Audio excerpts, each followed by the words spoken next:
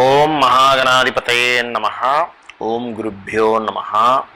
ఓం శ్రీమాత్రే నమః.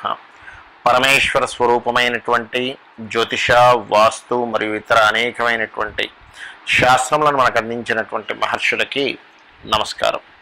హయగ్రీవ హయగ్రీవ హయగ్రీవేత్యో వదేత్తస్య నిస్సరతే వాణి జహ్నుకన్యా ప్రవాహవత్.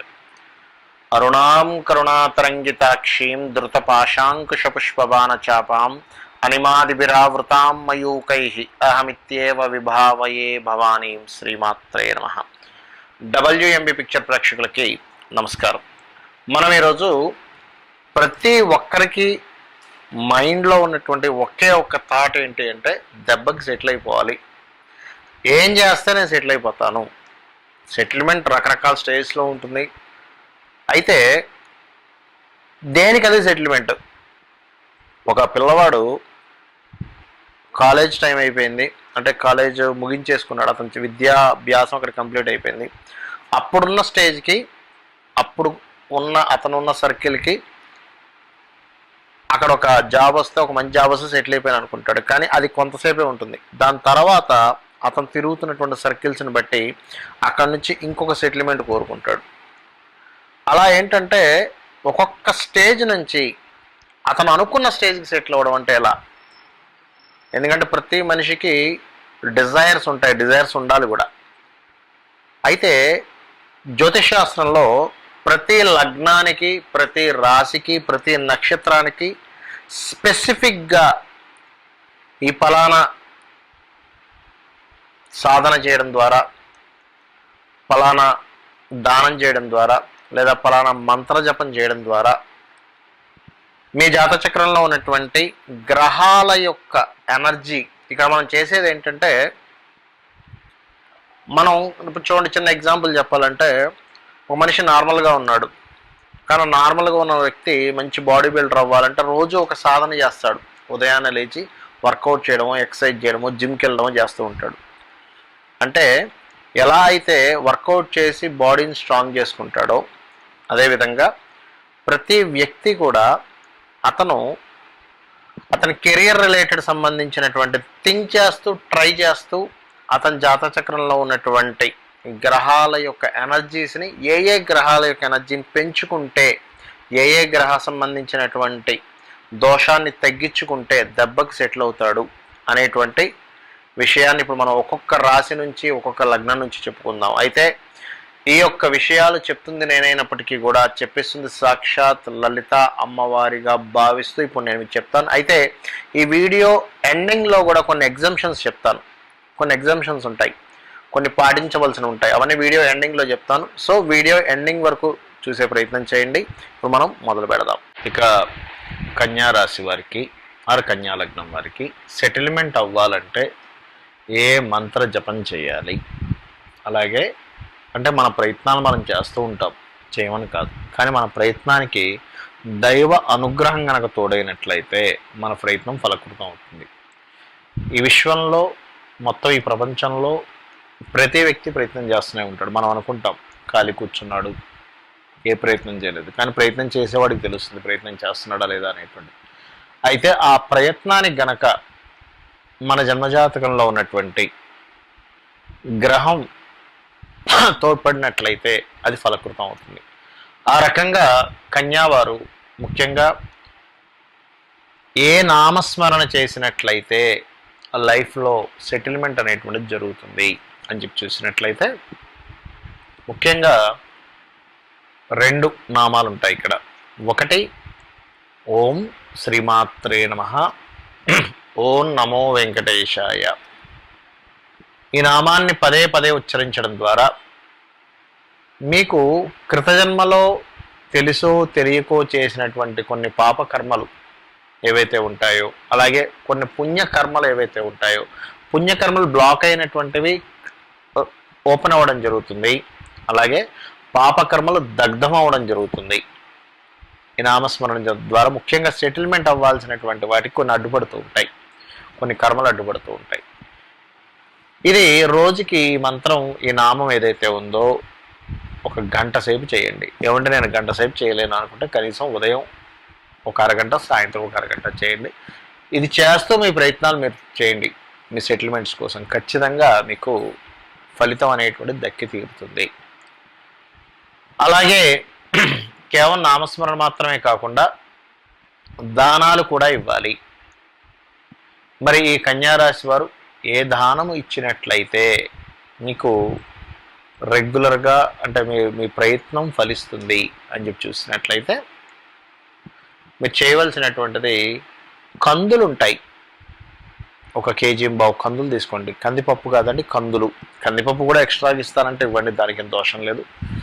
ఆ యొక్క కందులు 1 కేజీ బావు కందులు, ఎరుపు రంగు వస్త్రము దీంతో పాటు, అదేవిధంగా కేజీ బావు గోధుమలు, దీంతో కూడా ఎరుపు రంగు వస్త్రం. ఈ రకంగా గనక చేసినట్లయితే ఖచ్చితంగా మీకు దోషం అనేటువంటిది తొలగిపోవడం జరుగుతుంది. కావున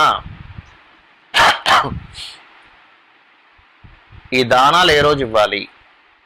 ఆదివారము మరియు మంగళవారం నాడు ఇవ్వాలి ఈ కన్యారాశి వారు. అయితే ఈ దానం ఇచ్చేటప్పుడు కొంతమందికి తెలుసో తెలియకో, కొంతమందికి తెలియక కూడా అక్కడ పెట్టేసి వెళ్ళండి అంటారు పురోహితులు. కానీ దీని యొక్క పద్ధతి ఏమిటి? చక్కగా సంకల్పం చెప్పుకొని, అంటే ఆ తీసుకునే పురోహితుడు ఎవరైతే ఉంటారో ఆలయంలో ఉన్నటువంటి పురోహితులు, వాళ్ళు ఇచ్చేటువంటి వారి యొక్క సమస్య తెలుసుకోవాలి. మీరు దేనికోసం ఇస్తున్నారు ఈ దానాన్ని? అయ్యా మేము ఫలానా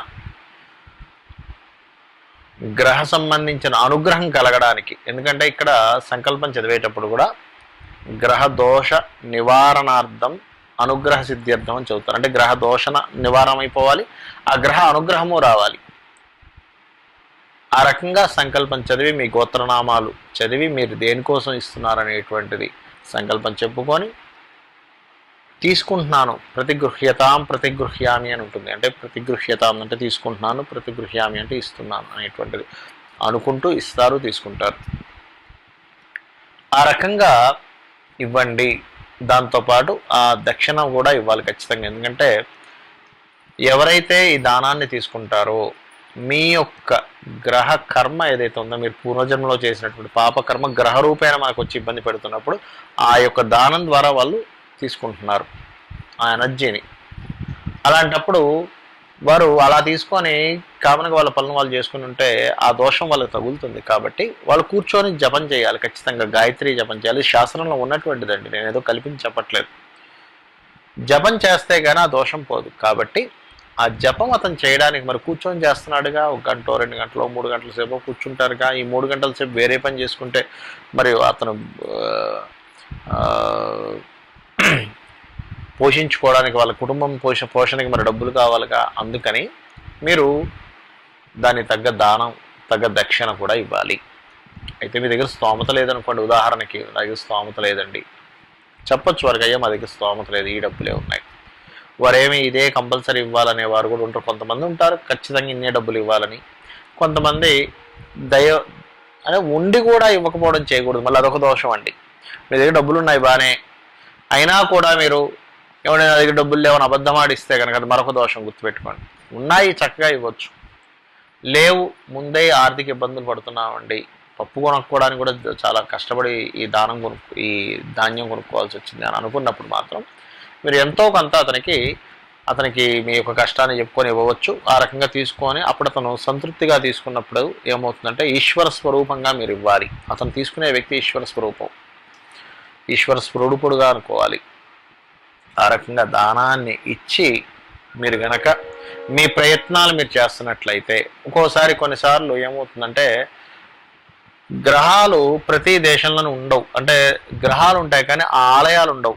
కొన్ని దేశాల్లో దానం ఇవ్వడానికి మనిషి దొరకడు.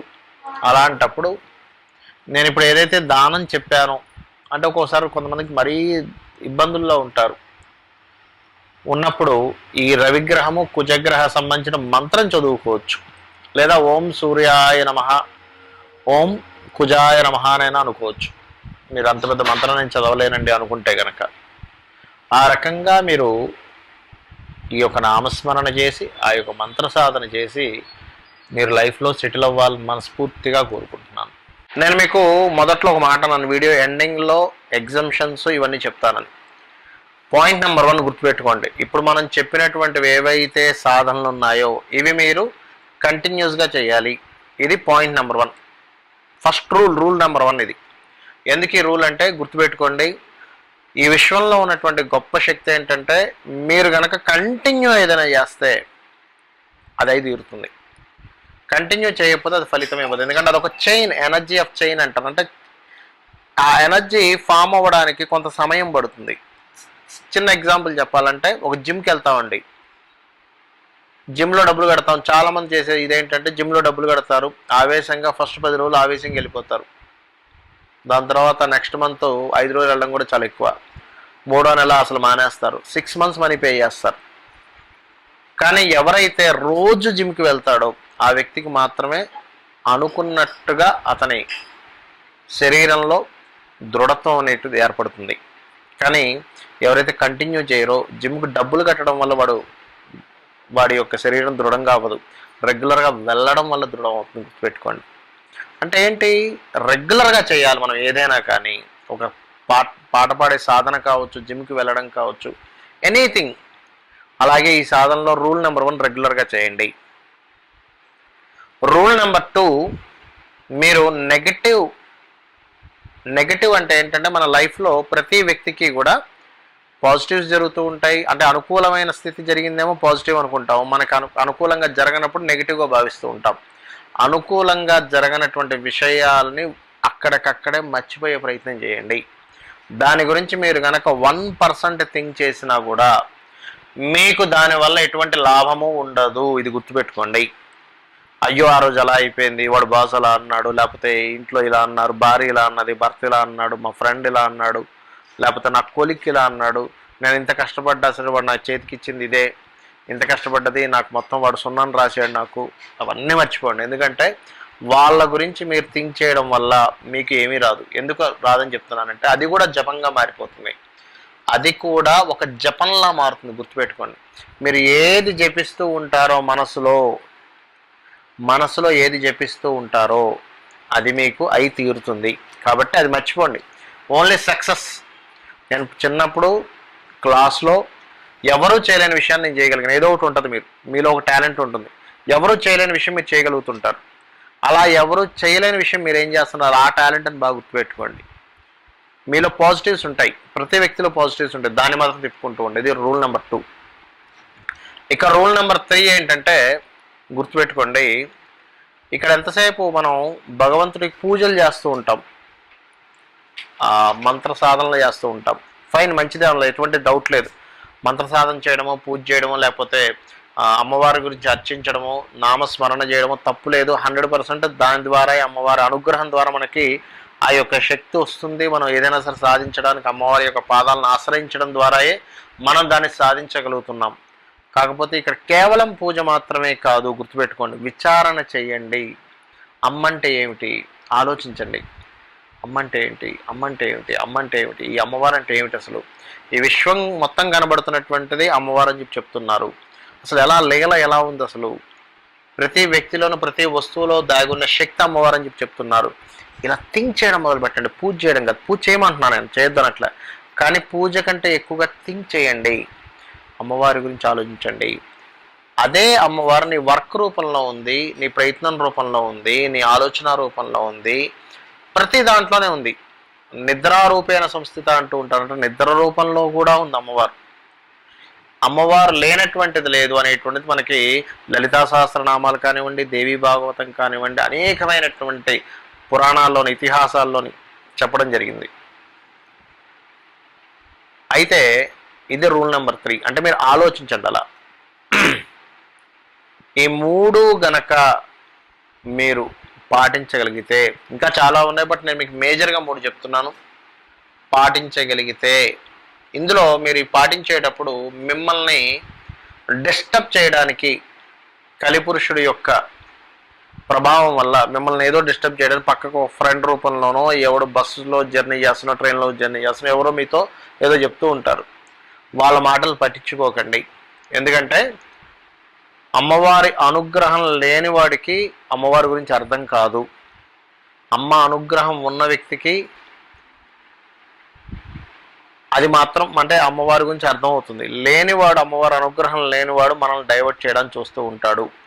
ఇవన్నీ కాదు, ఈ విశ్వం మొత్తం నిండున్నటువంటిది అమ్మవారి శక్తి, చైతన్యము. నేను ఎంజాయ్ చేస్తూ పనిచేస్తూ ఉంటాను అంతే. దేవుడు లేడని, లేకపోతే ఈ ఎనర్జీ లేదని, అది లేదని, అది ఎలా పనిచేస్తుంది, ఇది ఎలా పనిచేస్తుంది అంత ఆలోచించేటువంటి జ్ఞానం మనకు భగవంతుడు ఇచ్చేయడం, కానీ దానికి సాధన చేయాలి. ఎవడో ముక్కు మొహం తెలియనివాడు ఎవడో చేదో అంటూ ఉంటాడు. మనం అనవసరంగా దాని నుంచి డైవర్ట్ అయి భగవంతుడి యొక్క శక్తిని, భగవత్ సంబంధించిన దాన్ని మనం మిస్ అవుతుంటాం ఎక్కడో. అలాంటి పొరపాటును కూడా చేయకండి. అమ్మవారిని ఆశ్రయిద్దాం. జ్యోతిష్శాస్త్రంలో చెప్పినటువంటి సూత్రాలు ఏవైతే ఉన్నాయో, ఏం చేస్తే మనం చక్కగా దెబ్బకి సెటిల్ అయిపోతామో మనం సాధన చేసి మనల్ని మనం ఉద్ధరించుకుందాం. శ్రీమాత్రే నమః.